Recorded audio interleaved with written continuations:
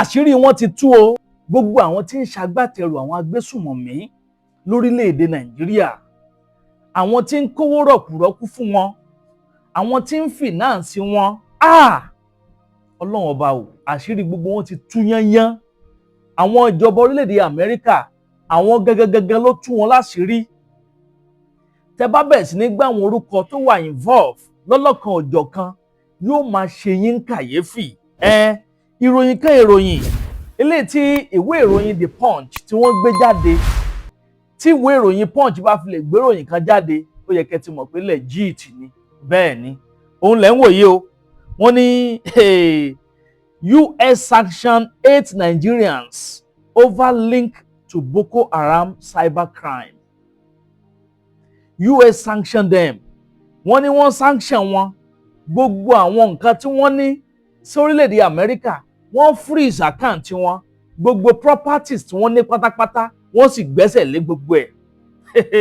Nǹkan dé o, ẹ̀yin èèyàn, mo ti gbóhun tẹ mọ́ jẹ dé.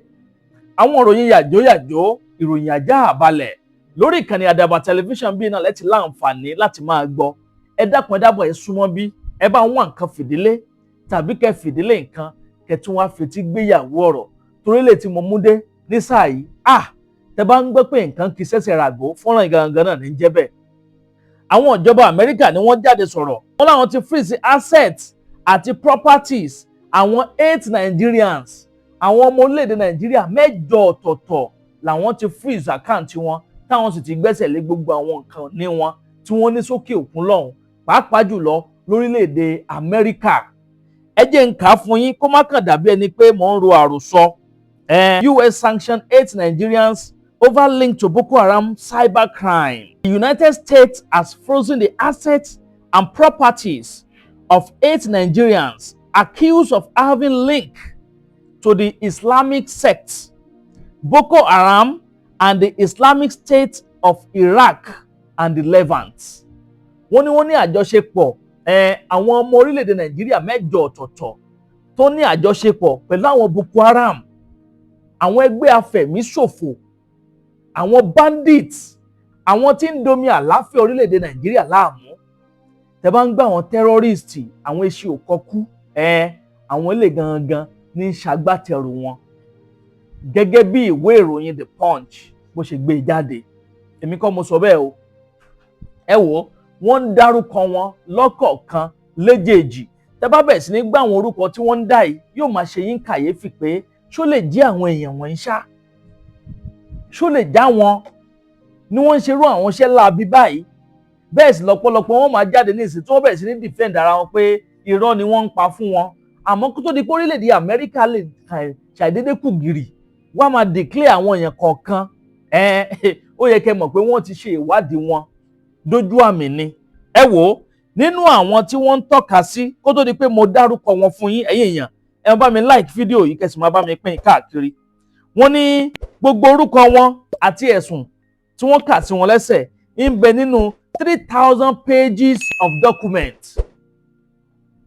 3,000 pages. Wọ́n sì ní pé wọ́n ní àtẹ̀jáde yìí kó bọ́ sí gbòòrò ayé ní ọjọ́ 10 oṣù kejì tá wà nù rẹ̀ yìí lọ́dún 2026 ni wọ́n ti bẹ̀rẹ̀ sí ní tẹ orúkọ wọn jáde lọ́kọ̀ọ̀kan léjèèjì.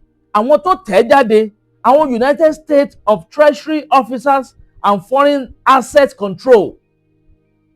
Àwọn gangan ló collate gbogbo dọ́kúmẹ̀ntì yìí, gbogbo àwọn ìwádìí òfin tó tó, gbogbo àwọn research tí wọ́n ti ṣe lórí ọ̀rọ̀ yìí.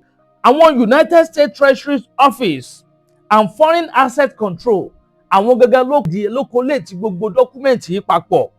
Gbogbo àwọn ìwádìí tí wọ́n ti ṣe lórí àwọn èèyàn wọ̀nyí, wọ́n wá ní wọ́n ti ban visa gbogbo wọn pátápátá. Gbogbo àwọn tó lọ́wọ́, àwọn 8 yẹn, wọ́n ti ban visa wọn.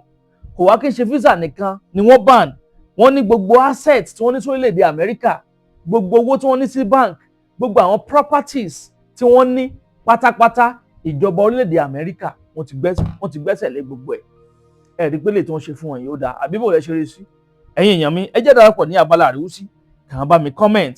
Wọ́n ní gbogbo àwọn tó jẹ́ individuals, àwọn èèyàn kọ̀ọ̀kan àti ẹgbẹ́ groups, wọ́n ní both persons and groups tí wọ́n accused of violating of religion groups persecuting Christians in Nigeria, àwọn tí ò jẹ́ káwọn Kristẹni kó nífọ̀kànbalẹ̀ ọkàn láti máa sin Ọlọ́run wọn jẹ́jẹ́jẹ́. Tí ò bá gbàgbé, ẹ rí i pé ìjọba orílẹ̀-èdè Amẹ́ríkà ó máa ń tẹnumọ́ ṣáá ni ní gbogbo ìgbà pé Christian genocide ń bẹ lórílẹ̀-èdè Nàìjíríà. Lára nǹkan tí wọ́n kóṣẹ́ sí àwọn tí wọ́n ń tọ́ka sí wọ̀nyí ń bẹ nínú ẹ̀sùn tí wọ́n fi kàn wọ́n, accused of violating of religion groups, persecuting Christian in Nigeria. Ó wà lára ẹ̀sùn tí wọ́n fi kàn wọ́n. Ẹ̀yin èèyàn béèrè ni pé àwọn wo gan-an ni wọ́n ń tọ́ka sí?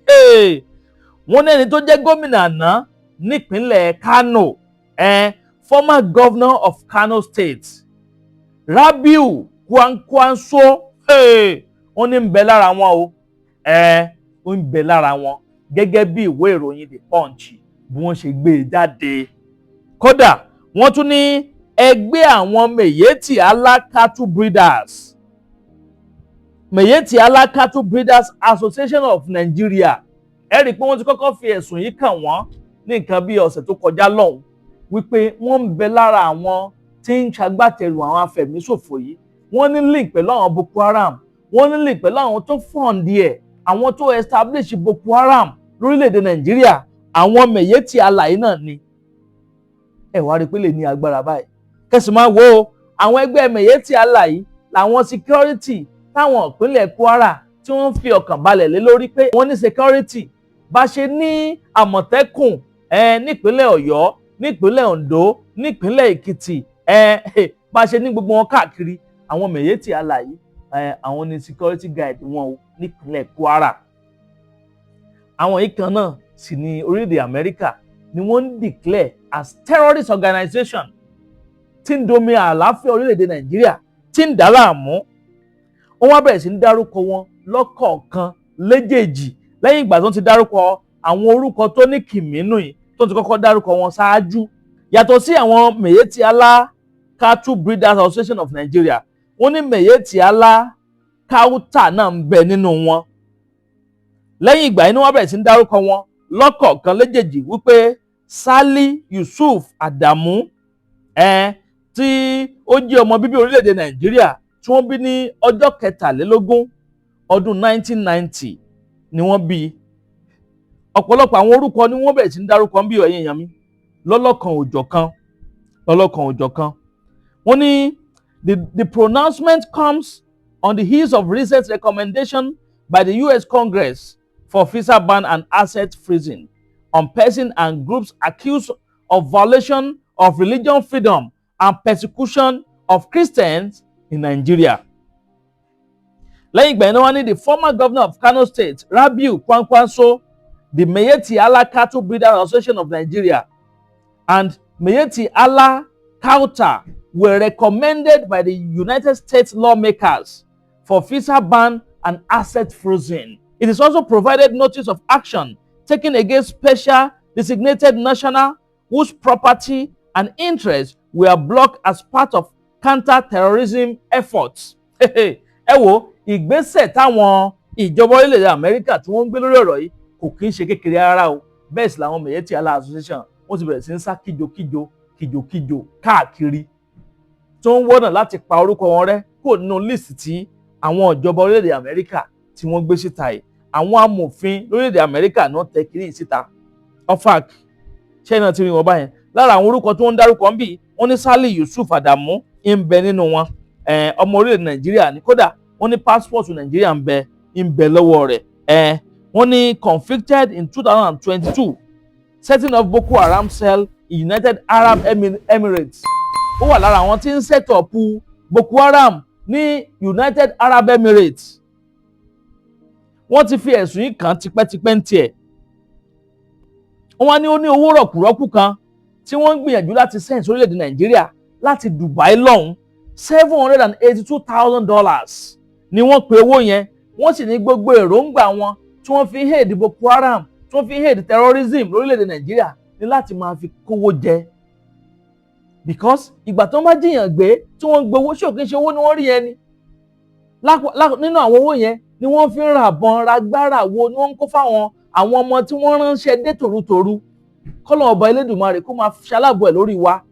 kí wọ́n tètè wá ọ̀nà tí wọ́n fi tètè gbà yanjú gbogbo ọ̀rọ̀ tí ń bẹ ńlẹ̀ yìí ní kíákíá kó tó kọjá àfaradà kó tó kọjá agbára wa.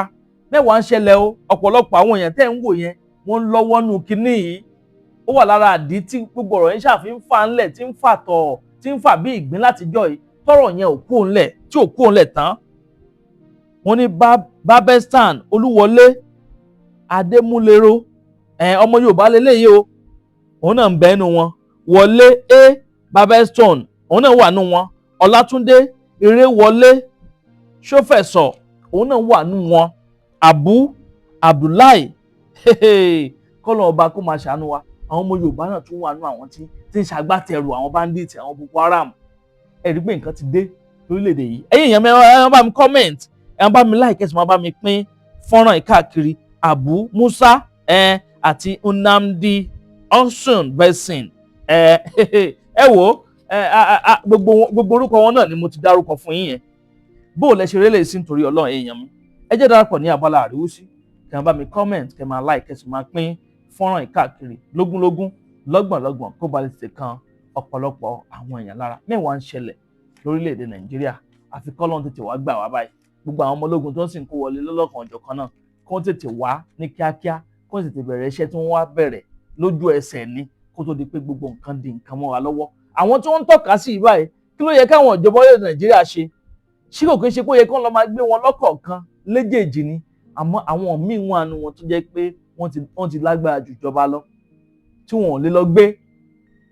Nígbà tí ìjọba Amẹ́ríkà ti tọ́ka sí báyìí fáwọn ẹgbẹ́ Miyetti Allah, Kwankwanso former governor of Kano State tó lọ́wọ́ nú àwọn kinní, ṣé kò yẹ kí wọ́n tètè lọ gbé wọn kíákíá báyìí kí wọ́n tètè dá sẹ̀ríà fún gbogbo wọn? Àmọ́ wọn ò ní ṣe bẹ́ẹ̀ o. Ẹ jẹ́ ká máa wo ibi tọ́rọ̀ yìí tí ó padà já sí. Ẹ bá mi comment, kẹ́ máa like, kẹ́ darapọ̀ ní abala àríwúsí. Ẹ bá mi comment síbẹ̀. Bó lẹ ṣe rí sí, ẹ jẹ́ darapọ̀ ńbẹ̀ ká máa fi èròǹgbà wa lórí ọ̀rọ̀ yìí, ẹ jẹ́ máa fi sí abala àríwúsí. Àní jù báyìí lọ lórí ilé tí a mú wá fún yín lónìí. Tó bá tún dìgbà míì, a tún máa mú onírúurú àwọn ìròyìn wá sí etí ìgbọ́yín. Ẹ ṣeun tẹ́ ń gbọ́ wa. Ẹ kú kalẹ̀. Kamilu lele yo Mr. Composer o. Ẹ̀yin olólùfẹ́ mi, ire ayọ̀ ti wọ̀lú wá. Ire wo ni? Ire online TV, Àdàbà YouTube channel. Òun ní kẹ́ mọ́ owó tẹ́ bá ti kílìkì gram yóò direct yín. Ẹ like, ẹ share, ẹ comment, kí ẹ wá mọ views, kí views yóò yapa. Àdàbà YouTube channel. Òun ní kẹ́ mọ́ owó. God bless you all.